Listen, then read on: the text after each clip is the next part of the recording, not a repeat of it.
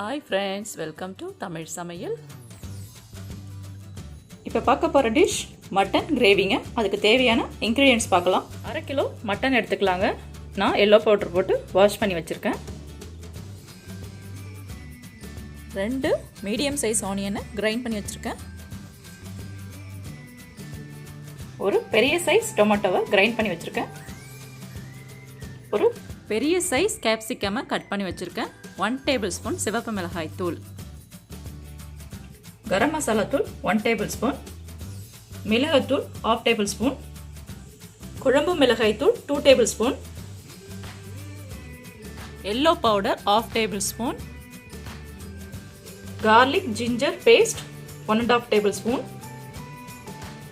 1/2 table spoon பெருஞ்சீரகம், 2 table spoon coconut துருவல், தேவையான கறிலீஃப் எடுத்துக்கலாம். தேவையான சால்ட் எடுத்துக்கோங்க. அடுப்பில் குக்கர் வச்சாச்சுங்க. குக்கரில் இந்த மட்டனை போட்டுக்கலாம்.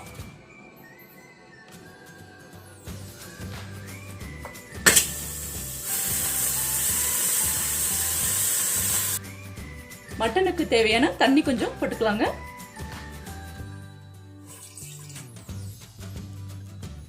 மட்டனுக்கு தேவையான எல்லோ பவுடர் கொஞ்சம் போட்டுக்கலாம்.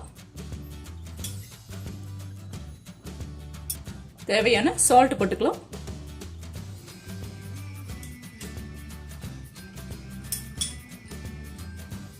இப்போ இது கூட கொஞ்சம் பெப்பர் போட்டுக்கலாங்க.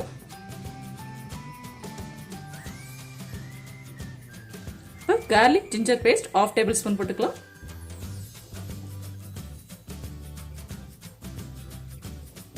கொஞ்சமா கர்லி போட்டுக்கலாங்க. 4 விசில் வர வரைக்கும் க்ளோஸ் பண்ணிக்கலாங்க.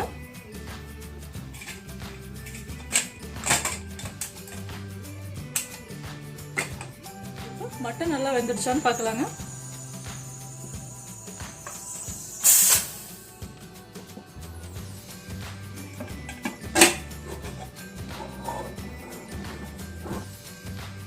மட்டன் நல்லா பாயில் ஆயிடுச்சுங்க. இப்போ ஒரு பாத்திரத்துக்கு மாத்திக்கலாம்.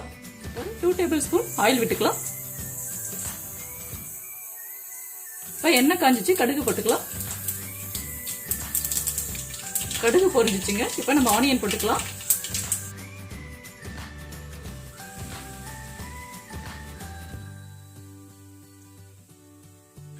ஆனியன் வதங்கிறதுக்கு ஒரு 1/4 டேபிள் ஸ்பூன் சால்ட் போட்டுக்கலாம். இது கூட ஒரு பிரிஞ்சி இலை, ஒரு துண்டு லவங்கப்பட்டை, அன்னாச்சி பூ 1, ஒரு கிராம் போட்டுக்கலாங்க.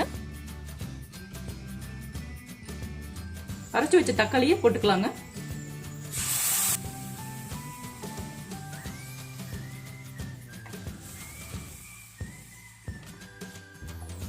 garlic and ginger paste போட்டுக்கலாங்க.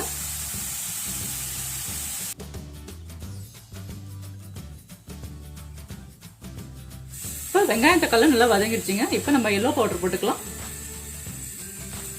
இந்த சிகப்பு மிளகாய் தூள் போட்டுக்கலாங்க.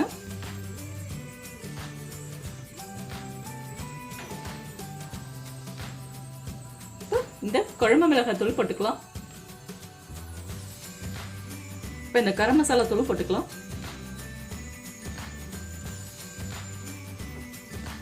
நல்லா மிக்ஸ் பண்ணிக்கலாங்க.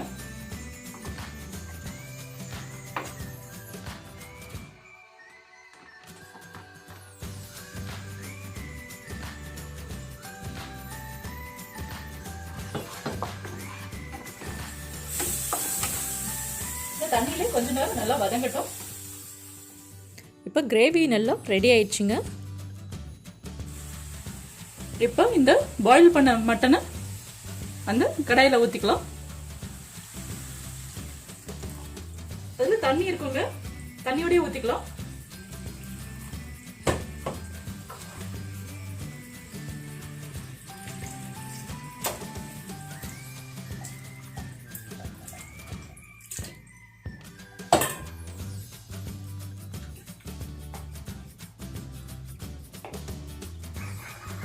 இப்போ இந்த ஸ்டேஜ்ல கறி லீஃப் போட்டுக்கலாங்க.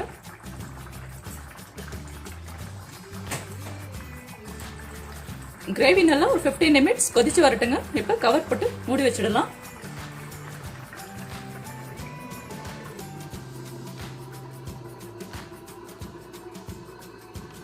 இப்போ இது கொதிக்கிற டைமில் இந்த தேங்காவையும் பெருஞ்சீரகத்தையும் நம்ம மிக்ஸி ஜாரில் போட்டு அரைச்சி எடுத்துக்கலாங்க.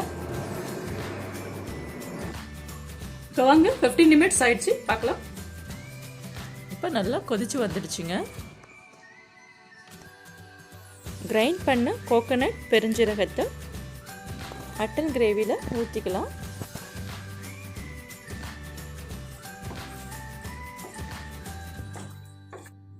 டூ நிமிட்ஸ் கொதிக்க விடுங்க மட்டன் கிரேவியை. 2 நிமிட்ஸ் ஆயிடுச்சுங்க. இந்த ஸ்டேஜில் கேப்சிகம் ஆட் பண்ணிக்கலாம்.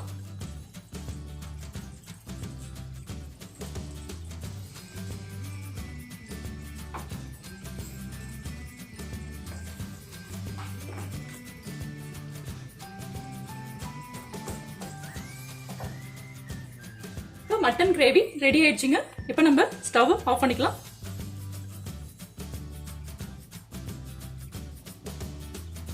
மட்டன் கேப்சிகம் கிரேவி ரெடி ஆயிடுச்சுங்க. நீங்களும் இந்த மாதிரி செஞ்சு பாருங்க.